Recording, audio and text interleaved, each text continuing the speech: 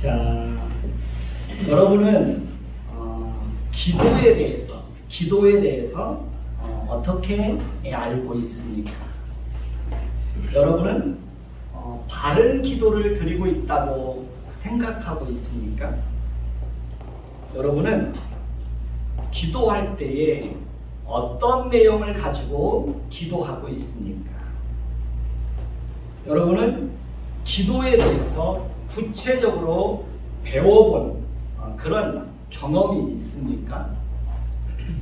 여러분은 자신이 드리는 기도에 대해서 문제가 있다고 생각해 본 적은 없습니까? 앞으로 저는 여러분과 함께 이런 문제를 가지고 함께 고민하면서 어떻게 하면 올바른 기도를 드릴 수 있는지에 대해서 함께 살펴보려고 합니다. 지성이면 감천이다 라는 말이 있죠. 잘 알고 있죠? 이 말의 의미는 열심을 다하고 정성을 다해서 소원을 빌면 하늘이 감동을 받아서 우리의 소원이 이루어지게 된다라는 의미를 가지고 있습니다. 여러분은 혹시 우리가 하나님께 드리는 기도에 대해서도 이렇게 생각하고 있지는 않습니까? 우리가 정성을 다하고 열심을 다해서 어떤 문제에 대해서 하나님께 빌고 또 빌면 하나님께서 마침내 감동을 받아서 우리의 문제를 해결해 주신다고 그렇게 생각하고 있습니까? 만약에 우리가 기도에 대해서 그렇게 이해하고 있다면 그것은 기도에 대해서 올바르게 이해하고 있는 것이 아닙니다. 기도는 사실 정성과 열심의 문제가 아닙니다. 그러니까 정성과 열심을 다한다고 해서 우리가 하나님께 소원하는 모든 것이 다 이루어지는 것은 아닙니다. 20일, 40일, 100일 작정 기도를 하고 매일 밤마다 철야 기도를 하고 수시로 금식한다고 해서 우리의 문제가 다 해결되는 것은 아닙니다. 기도는 정성과 열심을 뛰어넘어서 하나님이 어떤 분인지를 바르게 아는 것이 제일 중요합니다. 왜냐하면 하나님을 바르게 알아야 바른 기도를 드릴 수 있고 하나님을 바르게 알아야 바른 내용을 가지고 기도할 수 있기 때문에 그렇습니다. 기도는 그러니까 정성과 열심의 문제가 아니고 하나님과의 관계에서 우리 자신이 어떤 존재인지를 바르게 인식하는 것이 무엇보다도 중요합니다. 만약에 그러니까 이러한 사실이 전제되지 않으면 아무리 많은 열심과 정성을 다한다고 해도 우리의 기도는 헛된 기도가 되고 말 것입니다. 대부분의 성도들이 지성이면 감철이라는 식으로 하나님께 온갖 정성과 열심을 다해서 기도하는 것을 볼 수 있습니다. 열심도 물론 중요합니다. 정성도 중요합니다. 그러나 그것이 하나님을 바르게 알고 말씀을 바르게 알고 우리 자신이 어떤 존재인지에 대한 바른 인식이 없으면 열심도 정성도 다 가치 없는 것으로 전락하게 되는 것입니다. 열심도 있고 정성도 있는데 잘못되고 헛된 기도를 드리는 사람들을 저는 많이 보았습니다. 몇 번씩 버스를 갈아타고 산이나 기도원까지 올라와서 몇 시간 동안 열심히 기도하고 있는데 제가 보면 정말 헛된 기도를 드리고 있습니다. 때로는 밤새워 산에서 기도를 하고 있는데 헛된 기도를 드리고 있습니다. 저는 그런 모습들을 보면서 때로는 이렇게 안타까움을 가질 때가 있었습니다. 그래서 우리는 기도도 잘 배워야 합니다. 옆 사람에게 말해보고 싶다. 기도도 잘 배워야 합니다. 예, 기도도 잘 배워야 합니다. 사람들이 성경 공부도 하고 열심히 봉사도 하는데 기도를 배워야 한다는 생각은 하지 않는 것 같습니다. 목사님이 잘못된 기도를 드리면 성도들도 잘못된 기도를 드리게 됩니다. 왜냐하면 그 목사님을 통해서 직감적적으로 기도를 보고 배우기 때문에 그렇습니다. 어떤 목사님은 대형교회도 이루시고 말씀도 참 힘있게 잘 전하시는데 성도들에게 잘못된 기도를 가르치는 것을 보았습니다. 우리는 말씀을 배우는 것도 정말 중요하지만 기도에 대해서도 바르게 배우는 것이 너무너무 중요합니다. 그러니까 바른 기도를 드릴 때 바른 응답을 받을 수 있고 바른 기도를 드릴 때 그 속에서 하나님의 성품을 경험할 수 있고 바른 기도를 드릴 때 하나님의 뜻을 바르게 깨달아 알 수 있고 바른 기도를 드릴 때 우리는 점점 더 하나님의 거룩한 성품을 닮아가게 되는 것입니다.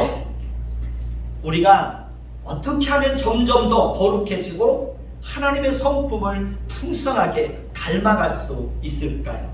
그것은 말씀에 대한 순종과 기도를 통해서 가능한 것입니다.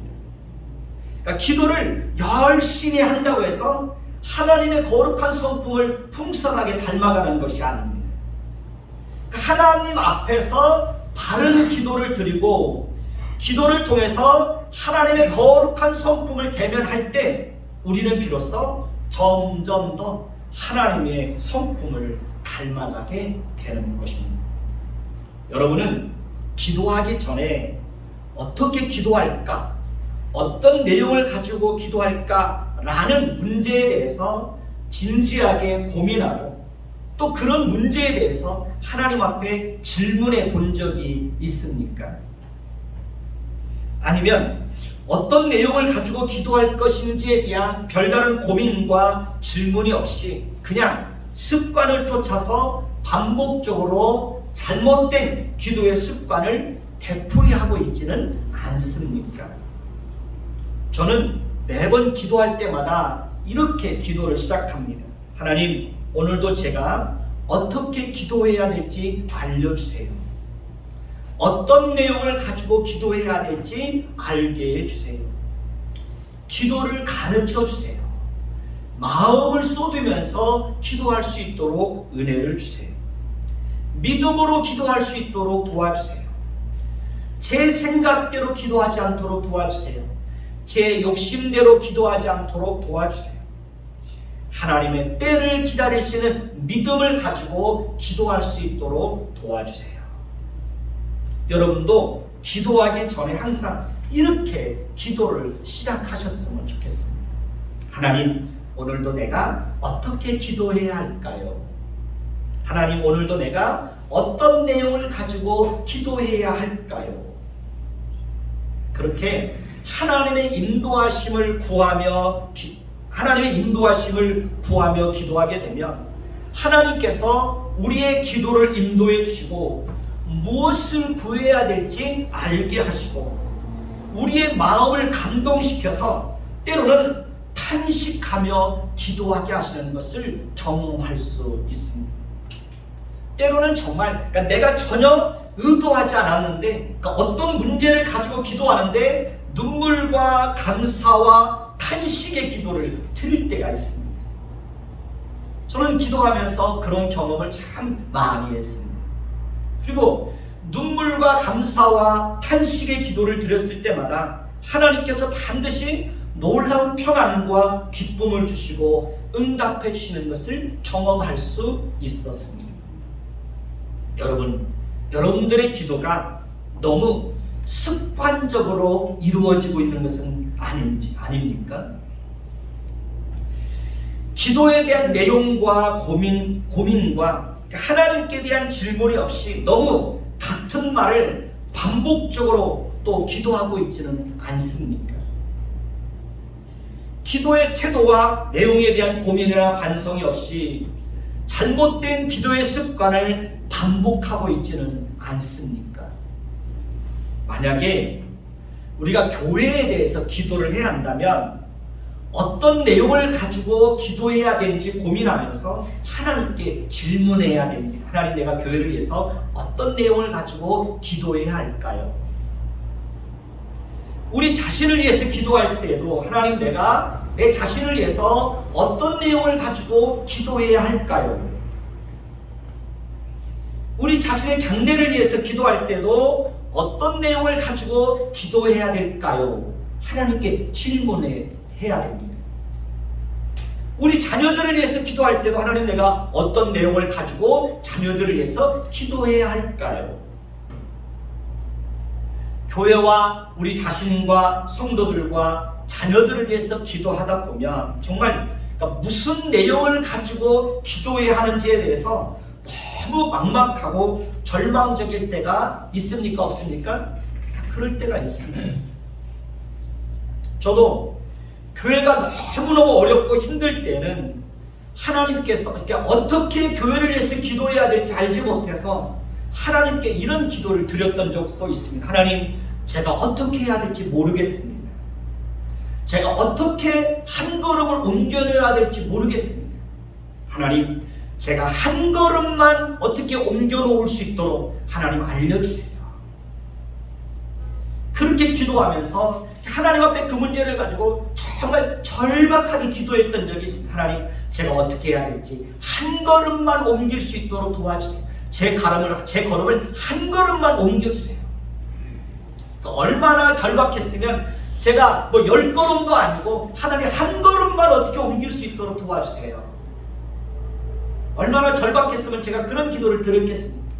연말은 다 돼가는데 교회는 너무 어렵고 한 해를 시작해야 되는데 어떻게 시작해야 될지도 모르겠고, 하나님, 한 걸음만 어떻게 옮겨놓을 수 있도록 알려주세요.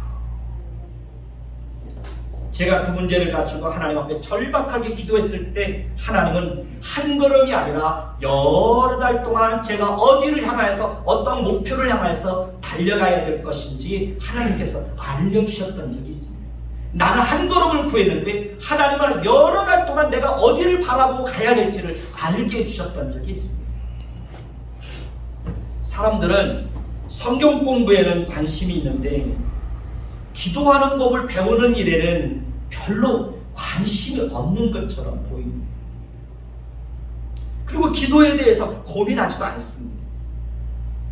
기도는 하나님의 자녀들만이 누릴 수 있는 특권입니다. 그런데 이런 기도라도 바르게 하지 않으면, 바른 내용을 가지고 기도하지 않으면 그 기도가 아무 소용이 없는 것이 되는 것입니다. 기도는 우리에게 많은 유익을 가져다 주는 것이 사실입니다. 기도는 하나님과의 관계를 돈독하게 하고 하나님과의 친밀함을 누리게 합니다. 우리는 기도를 통해서 살아계신 하나님, 전능하신 하나님, 신실하신 하나님, 풍성하신 하나님을 생생하게 경험할 수 있습니다. 그러나 그것도 기도가 무엇인지를 알고 바른 자세로 바른 내용을 가지고 기도할 때에 그런 하나님을 경험할 수 있게 되는 것입니다.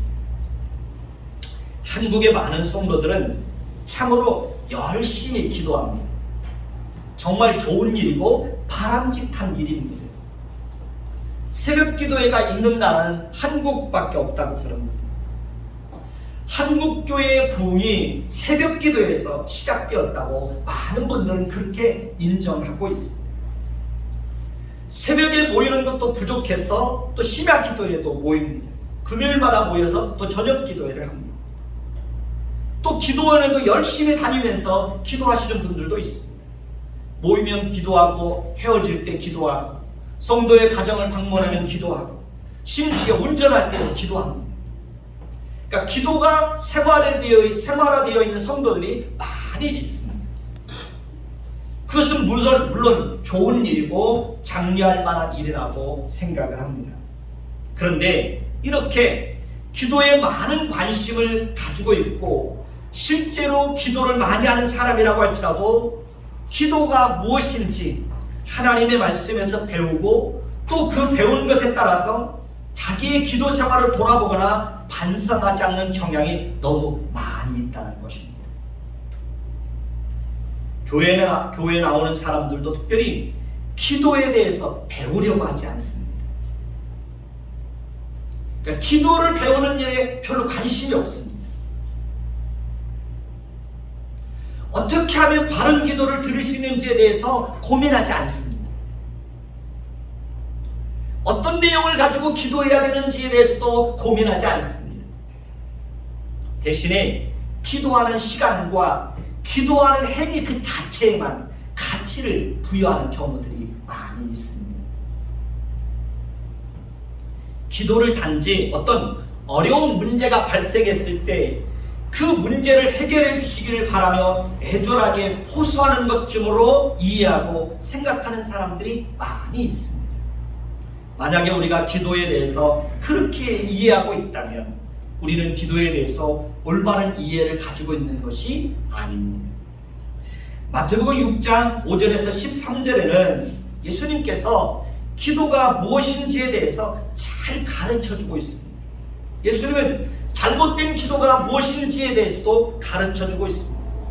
예수님께서는 우리가 기도할 때 어떤 마음의 자세를 가지고 기도해야 되는지에 대해서도 말씀해주고 있습니다.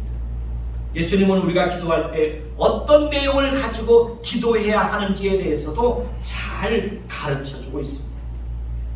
앞으로 저는 여러분과 함께 예수님이 가르쳐 주신 주기도문에 대해서 세밀하게 살펴보게 될 것입니다. 예수님께서는 오늘 본문에서 유대인들의 기도 생활에 잘못된 행위를 두 가지를 지적하고 있습니다. 첫째는 외식하는 기도이고 두 번째는 중언부언하는 기도입니다. 예수님께서는 기도할 때에 외식하는 자와 같이 하지 말라고 말씀하셨습니다. 외식하는 기도란 무엇일까요? 그것은 기도의 내용이나 자세에 대한 고민이 없이 습관적이고 반복적이고 기계적으로 어떤 기도의 행위를 유지하는 것을 의미합니다. 그러니까 내용이나 본질은 없고 오직 기도하는 모양만 유지하고 있는 것입니다. 그것이 외식하는 기도입니다. 그러니까 목회자들이나 기도를 열심히 한다고 하는 사람들이 종종 이런 잘못된 기도의 습관을 유지하고 있는 경우들이 정말 많이 있습니다. 그러니까 진지함이나 간절함이 없이 앵무새처럼 같은 말을 반복하는 경우들이 정말 많이 있습니다. 그것은 실제로 하나님 앞에서 기도를 하는 것이 아니라 기도를 연기하고 있는 것에 불과한 것입니다. 사람들이 외식하는 기도를 드리는 이유가 무엇일까요? 왜 사람들이 기도의 내용이나 자세에 대한 고민이 없이 습관을 쫓아서 반복적으로 기계적으로 기도하는 모양을 유지하고 있는 것일까요? 예수님은 그 이유가 사람들에게 보이기 위해서라고 말씀하고 있습니다. 유대인들은 사람들에게 보이게 하려고 회당과 큰 거리 어디에 서서 기도하는 것을 좋아했다고 말합니다. 혹 저와 여러분들이 하나님께 드리는 기도가 내용에 대한 고민이나 바른 기도에 대한 성찰이 없이 습관을 쫓아서 반복적으로 기도하고 있다면 그것이 바로 외식하는 기도가 되는 것입니다. 그러니까 사람에게 보이기 위해서 오래 기도하고, 사람에게 보이기 위해서 큰 소리를 기도하고, 사람에게 보이기 위해서 습관을 쫓아서 기도하고, 반복적으로 기도하고, 알아듣지 못하는 말로 앵무새처럼 기도하고 있다면 그것이 바로 외식하는 기도가 되는 것입니다. 따라서 우리가 외식하는 기도를 드리지 않기 위해서는 끊임없이 기도의 내용에 대해서 고민하고 기도의 자세에 대해서 깊은 성찰이 있어야 합니다. 하나님이 어떤 분인지를 바르게 인식하고 기도해야 하는 것입니다. 사람들에게 보이게 한 동기로 기도하는 것은 사람들로부터 자신이 기도의 사람이고 오래 기도하는 사람이고 경건한 사람이고 신앙이 좋은 사람인 것처럼 보이는 것을 통해서 사람들로부터 칭찬과 인정과 존경을 받기 위해서입니다. 그러나 주님은 그런 사람들은 이미 자기 상을 받았다고 말합니다. 그들이 받을 상은 바로 사람들로부터 받는 칭찬과 존경과 인정입니다. 주님은 그런 사람들에게 더 이상 하나님으로부터 받을 상이 없다고 단호하게 말씀하고 있습니다. 기도는 근본적으로 하나님과 기도하는 사람 개인 간에 나누는 은밀한 대화입니다.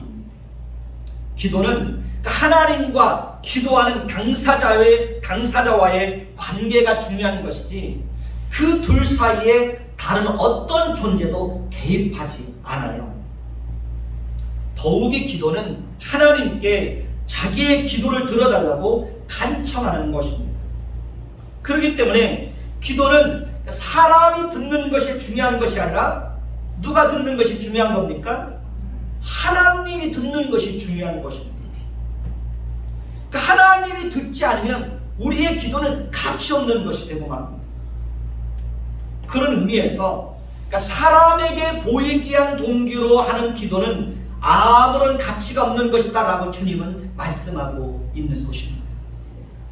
기도는 다른 사람에게 감동을 주기 위해서라든가 다른 사람에게서 어떤 반응을 얻어내려고 하는 것이 아닙니다. 기도는 하나님께 아뢰는 것이고 그것을 내 힘으로 말하는 것이 아니라 그리스도의 공로와 그분의 힘을 입어서 드리는 것입니다. 기도는 하나님께서 받으시고 하나님께서 들으시는 것입니다.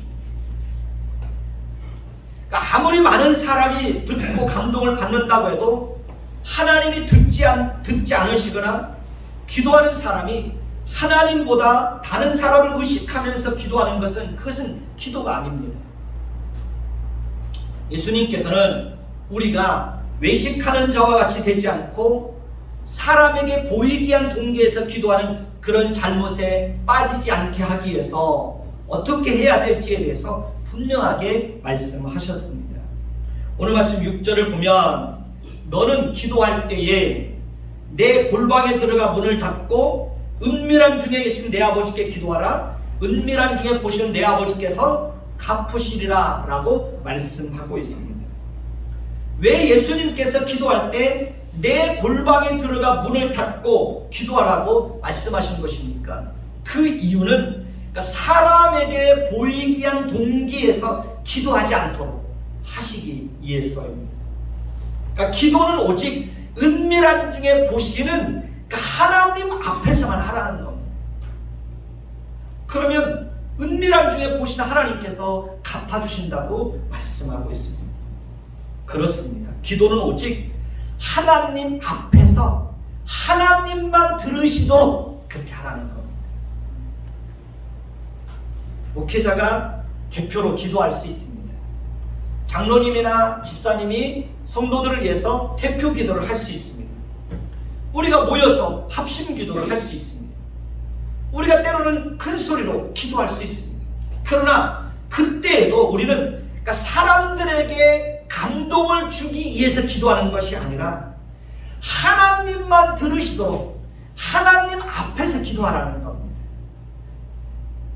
우리가 그렇게 기도할 때 하나님께서 우리의 기도를 들으신다는 겁니다. 우리는 기도할 때 사람을 의식하는 기도를 드리는 것이 아니라 오직 하나님만을 의식하고 기도해야 하는 겁니다. 주님은 우리에게 그런 기도를 요구하고 있습니다.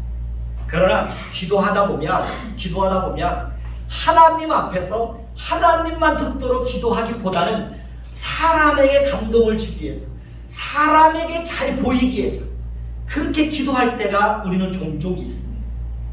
자기도 모르는 사이에 그런 어떤 그 잘못된 기도를 드리는 경우들이 참 많이 있습니다. 저도 마찬가지입니다. 그러니까 끊임없이 하나님 앞에서 기도하는 자세와 동기를 점검하지 않으면 나도 모르는 사이에 사람들에게 감동을 주기 위한 기도를 드리는 거예요.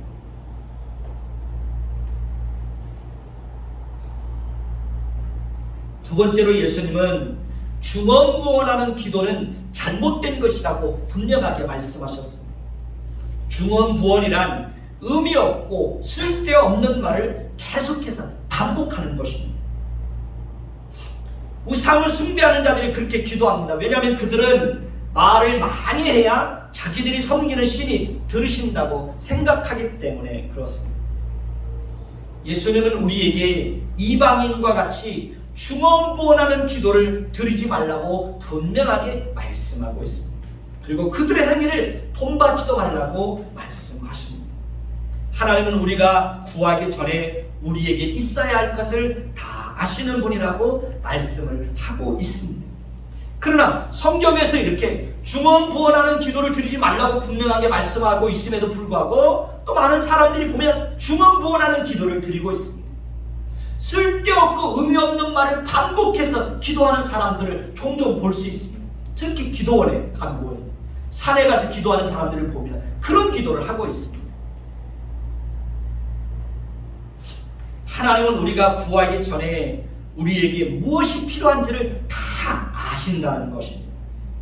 그렇기 때문에 우리는 말을 많이 해야 하나님이 들으실 거라고 하는 그런 생각을 버려야 되는 겁니다.